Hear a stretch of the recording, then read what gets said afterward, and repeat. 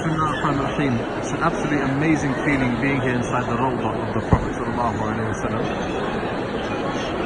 As you see here, there is a hadith in which the Prophet ﷺ authentically, it's been reported that he said that whatever is between my grave, or my house rather, which is now his grave, and his mimbar, which is this, is a garden from the gardens of Jannah. Subhanallah.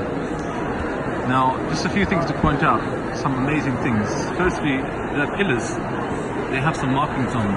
They're called ustuwana, meaning a pillar, and that is the ustuwana of sarir, which means the pillar of relaxing, or sleeping.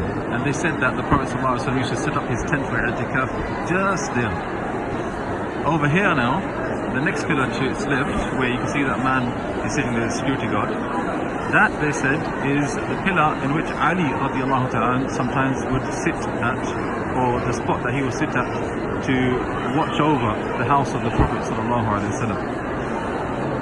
This pillar here, this one is supposed to be the pillar which Abu Lubaba, companion of the Prophet sallallahu alaihi wasallam, he tied himself to this pillar because he made a mistake and he regretted it so much that he said, I'm going to tie myself here and I'm not going to release myself until Allah subhanahu wa ta'ala forgives me. And Allah Jalla wa ala did forgive him, I believe, after 4 nights of tawbah. However, the most special the most special pillar rather, is this one here. This is called Ustuwan of Aisha radiallahu ta'ala anha. And the story goes, there is a narration that says, in which the Prophet said that Aisha, if the people knew how much reward there is for praying here, then they would flock to it and they would draw lots to see who could pray here. So this is actually the best spot to pray in the Rawdah, right here behind this pillar. And then to the right of that you have the mihrab of the Prophet ﷺ. People always try to fight to pray there, but the way that the mihrab has been constructed after him is so thick that in fact if you did sajda even inside it, you wouldn't be touching the place of the head of the Prophet ﷺ, rather you'd be probably where his feet were.